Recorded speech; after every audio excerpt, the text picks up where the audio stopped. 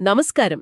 ఈరోజు మనం boundless friendliness the metta meditation method అని మూలం గురించి లోతుగా చర్చిద్దాం.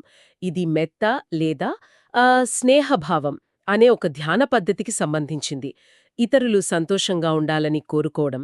ఇంత చిన్న ఆకాంక్ష మన ఆలోచనా విధానాన్ని పూర్తిగా ఎలా మార్చగలదో తెలుసుకోవడమే మన ఈరోజు ప్రయత్నం. అవును. ఇది కేవలం మంచి భావనలను పెంపొందించుకోవడం గురించి మాత్రమే కాదు. అంటే మనం మన చుట్టూ నిర్మించుకున్న మానసిక గోడలుంటాయి గదా, వాటి నుండి ఎలా బయటపడాలి అనే దాని గురించనమాట.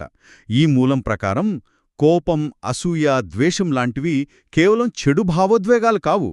అవి మన శక్తిని హరించే, మన దృష్టిని సంకుచితం చేసే ఒక రకమైన మానసిక కారాగారాలు. మానసిక కారాగారాలు. ఆ పదం చాలా శక్తివంతంగా ఉంది.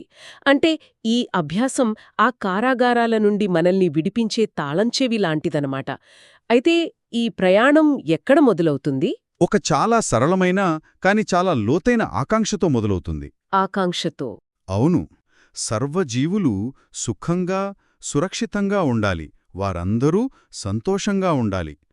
ఇక్కడ ప్రతి పదం ముఖ్యమే. ముఖ్యంగా సర్వజీవులు అనే పదం. అది నిజం. ఎందుకంటే సాధారణంగా మన ప్రేమ లేదా స్నేహం, మన కుటుంబం, మన స్నేహితులు అంటే మనకు నచ్చిన వారికే పరిమితమై ఉంటుంది. కాని ఇక్కడ సర్వజీవులు అనడంలో మనకు తెలిసినా, తెలియని, నచ్చినా, నచ్చని అందరినీ చేర్చాలనే సూచన ఉంది. ఇది చాలా పెద్ద మార్పు కదా? ఖచ్చితంగా. మనస్సు సహజంగానే హద్దులను సృష్టిస్తోంది. నా వాళ్ళు, ఇతరులు అని. అవును కదా. ఈ అభ్యాసం ఆ హద్దులను చెరిపేయమని చెబుతోంది. ఆ గోడలను బద్దలు కొట్టినప్పుడు కలిగే మానసిక స్వేచ్ఛనే ఈ మూలం. మెత్తా చేతో విముక్తి అంటోంది. చేతో విముక్తి అంటే మనోవిముక్తిలాగానా? అవును, సరిగ్గా అదే. స్నేహభావం ద్వారా మనోవిముక్తి. ఇది కేవలం శాంతంగా ఉండటం కాదు, మనస్సును దాని పరిమితుల నుండి విముక్తి చేసి అనంతంగా విస్తరింపజేయడం. అయితే ఆ అనంతమైన భావనను ఆచరణలో పెట్టడమెలా? సర్వజీవుల మంచిని కోరుకోవడమనేది ఒక పెద్ద లక్ష్యం. దాన్ని చేరుకోవడానికి ఏవైనా నిర్దిష్టమైన మార్గాలున్నాయా? అక్కడే అసలు విషయం ఉంది. ఈ లక్ష్యాన్ని చేరుకోవడానికి ఈ మూలం ఒకటే మార్గాన్ని చెప్పడం లేదు. రెండు విభిన్నమైన, దాదాపు వ్యతిరేకమైన పద్ధతులను మన ముందుంచుతుంది. ఇదొక కీలకమైన కూడలిలాంటిది. ఆసక్తికరంగా ఉంది. ఏమిటా రెండు పద్ధతులు? మొదటిది చాలా ప్రాచుర్యం పొందిన విశుద్ధిమగ్గ పద్ధతి. ఇది చాలా ప్రాక్టికల్గా దశలవారీగా ఉంటుంది. మొదట మనతోనే ప్రారంభించాలి. నేను సంతోషంగా ఉండాలి అని కోరుకోవాలి. మన పట్ల మనకు ప్రేమ లేకపోతే ఇతరులకు పంచలేం కదా. ఆ తర్వాత మనకు ఎంతో ఇష్టమైన వ్యక్తి, ఉదాహరణకు ఒక గురువు లేదా స్నేహితుడు మంచిని కోరుకోవాలి. అది చాలా సహజంగా అనిపిస్తోంది. సులభమైన దానితో మొదలుపెట్టడం. అవును. ఆ తర్వాత ఒక తటస్థ వ్యక్తి, అంటే మనకు ఇష్టం కాని, ద్వేషం కాని లేని వ్యక్తి గురించి ఆలోచించాలి. చివరిగా అతి కష్టమైన దశ, మనం శత్రువుగా భావించే వ్యక్తి మంచిని కోరుకోవాలి. ఈ అన్ని దశలు దాటిన తర్వాత ఆ భావాన్ని సర్వజీవుల వైపు విస్తరించాలి. ఇదొక మానసిక వ్యాయామం లాంటిది. ఓకే, ఒక మెంటల్ జిమ్ అన్నమాట. అంతే. మొదట తేలికైన బరువులు ఎత్తి క్రమంగా బలం పుంజుకున్నాక బరువైన వాటికి వెళ్ళినట్లు. ఆ పోలిక చాలా బాగా అర్థమైంది. అంటే దీనికి క్రమశిక్షణ, పట్టుదల అవసరమని మూలం చెబుతోందా? ఒకవేళ ఎవరైనా ఆ శత్రు దశ దగ్గర ఆగిపోతే, వాళ్ళు ఆ వ్యక్తి మంచిని కోరలేకపోతే దాని గురించి ఏమైనా సలహా ఉందా? మంచి ప్రశ్న. ఈ పద్ధతి వెనుకున్న ఉద్దేశం అదే, నెమ్మదిగా మనసును సిద్ధం చేయటం. మొదటి 3 దశలలో, అంటే మనపై, ప్రియమైన వారిపై, తటస్థ వ్యక్తిపై పెంపొందించిన ఆ సానుకూల శక్తి 4వ దశను సులభతరం చేస్తుందని నమ్మకం. ఇది కోపాన్ని తగ్గించుకోవడానికి ఒక మానసిక చికిత్సలా పనిచేస్తుంది. సరే, ఇదొక మార్గం. ఇక రెండో పద్ధతి దీనికి వ్యతిరేకమన్నారు. అదెలా? రెండవ పద్ధతి కరణీయ మెత్తా సుత్త నుండి వచ్చింది. ఇది చాలా ధైర్యమైన, ఒక రకంగా విప్లవాత్మకమైన విధానం. ఇది మనతోనో, మనకు నచ్చిన వారితోనో మొదలు కాదు. ఇది నేరుగా సార్వత్రిక ఆకాంక్షతోనే ప్రారంభమవుతుంది. ఒక నిమిషం. మొదటి శ్వాస నుండే సర్వజీవులు సుఖంగా ఉండాలి అనే అనంతమైన భావనతో మొదలుపెట్టాలి. అంటే ఈ పద్ధతిలో మనతో లేదా మనకు నచ్చిన వారితో మొదలు పెట్టకూడదా? అది సహజంగా వచ్చే ఆలోచనకు పూర్తిగా విరుద్ధంగా ఉంది. అలా ఎందుకు చెయ్యాలి? దాని వెనక ఉన్న ఆలోచన ఏంటి? దాని వెనుక ఉన్న తర్కం చాలా లోతైనది. అసలు సమస్య ప్రజల మీద మనకున్న భావనలు కాదు. ఆ మిత్రుడు, శత్రువు, తటస్థుడు అనే వర్గీకరణలే అసలైన మానసిక బంధనాలు అని ఈ పద్ధతి వాదిస్తుంది. ఓ మొదలి పద్ధతి ఆ వర్గాల లోపల ఉంటూనే మన భావనలను మార్చుకోవడానికి ప్రయత్నిస్తే, ఈ రెండవ పద్ధతి ఆ వర్గీకరణలనే పూర్తిగా దాటిపోమని చెబుతోంది. ఇది శత్రువును మిత్రుడిగా మార్చుకోవడం గురించి కాదు, శత్రువు అనే మానసిక చట్రాన్నే తొలగించడం గురించి. వావ్! అంటే సమస్యను పరిష్కరించే బదులు అసలు సమస్య పుట్టడానికి కారణమైన ఆలోచనా విధానాన్నే మార్చేమంటోంది. ఇది చాలా పెద్ద మార్పు. కానీ సర్వజీవులు అనే భావన చాలా అస్పష్టంగా గాలిలో ఉన్నట్టు అనిపించదా? దాన్ని మనసులో ఎలా నిలుపుకోవాలి? నిజమే, ఆ ప్రమాదముంది. అందుకే ఆ అస్పష్టతను తొలగించడానికి మూలంలో ఒక అద్భుతమైన సాధనమిచ్చారు. అదే 14 రకాల జీవుల జాబితా. ఆ జాబితా! అవును. సర్వజీవులు అంటే ఎవరు అనే ప్రశ్నకు ఇది ఒక నిర్దిష్టమైన జవాబు ఇస్తుంది. ఆ జాబితా గురించి విన్నప్పుడు నాకు చాలా ఆశ్చర్యం వేసింది.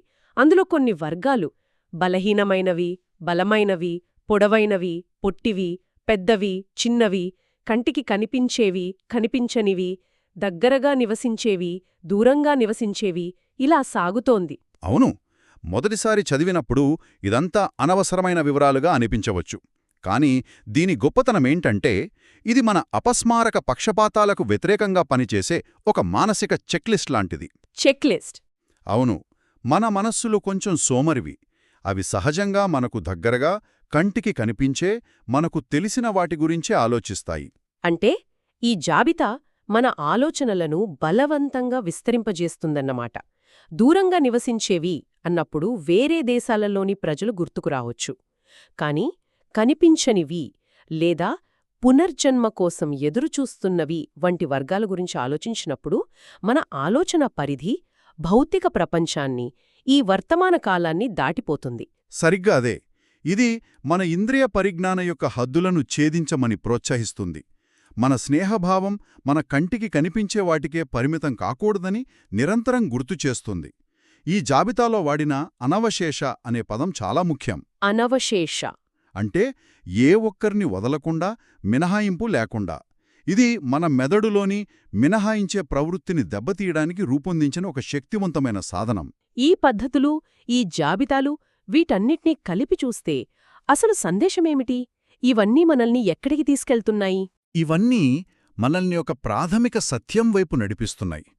రూపంలో, పరిమాణంలో, ప్రదేశంలో ఎన్ని తేడాలున్నా అన్ని జీవులకు ఉమ్మనిగా ఒక కోరిక ఉంటుంది. సంతోషంగా ఉండాలనే కోరిక. అవును, సంతోషంగా ఉండాలనే కోరిక, బాధ నుండి తప్పించుకోవాలనే తపన. మనం ఎవరైనా ఎక్కడున్నా అందరం సుఖాన్ని కోరుకుంటాం. ఈ సార్వత్రిక అనుభూతే ఈ ధ్యానానికి పునాది.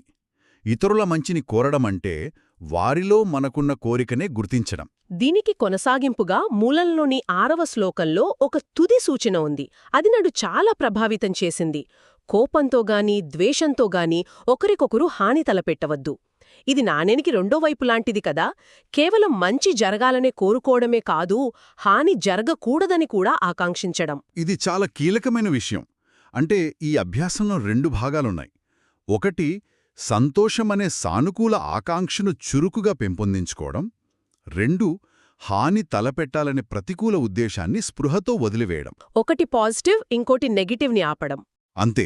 మొదటిది నిర్మాణాత్మకమైనది అయితే రెండవది విధ్వంసాన్ని నిరోధించడం. ఈ రెండూ కలిసినప్పుడే మెత్తా సంపూర్ణమవుతుంది. కేవలం ప్రేమను పంచడమే కాదు, హాని చేయకుండా ఉండడం కూడా అంతే ముఖ్యం. ఈ అన్వేషణ ముగింపుకు వస్తున్నాం. ఈరోజు చర్చ నుండి గ్రహించాల్సిన ముఖ్యమైన విషయాలేమిటంటే, మెత్తా ధ్యానమనేది కేవలం ఒక మంచి అనుభూతి కాదు. అది మనస్సును దాని పరిమితుల నుండి విముక్తి చేసే ఒక శక్తివంతమైన సాధన. ఈ విముక్తిని దశలవారీగా ఒక వ్యాయామంలా సాధించవచ్చు, లేదా సార్వత్రిక దృక్పథంలోకి నేరుగా దూకడం ద్వారా అయినా సాధించవచ్చు. దీని అంతిమ లక్ష్యం అనవశేష, ఏ ఒక్క జీవిని వదలకుండా బేషరతుగా స్నేహభావాన్ని పంచడం. అవును, ఈ మూలం మన ఎవరిని చేర్చుకోవాలో స్పష్టంగా చెబుతోంది. కనిపించేవి, కనిపించనివి, దగ్గరవి, దూరమైనవి, ఇదంతా మనల్ని ఒక ఆసక్తికరమైన ప్రశ్న అడిగేలా చేస్తోంది. మన ఆధునిక జీవితాలలో టెక్నాలజీతో ఇంతగా అనుసంధానమయున్న ఈ రోజుల్లో మనకు తెలియకుండానే మన స్నేహభావ వలయం నుండి మనం మినహాయించే కనిపించని లేదా దూరమైన జీవులు ఎవరు? మంచి ప్రశ్న. బహుశా అది సోషల్ మీడియాలో మన అభిప్రాయాలతో ఏకీభవించని అపరిచితుడు కావచ్చు, లేదా మనం వార్తల్లో చూసే మనకు ఏమాత్రం సంబంధం లేని దేశంలో నివసించే ప్రజలు కావచ్చు. వారిని ఉద్దేశపూర్వకంగా మన మెత్తాలో చేర్చుకుంటే మన ప్రపంచ దృష్టికోణంలో ఏం మారవచ్చు?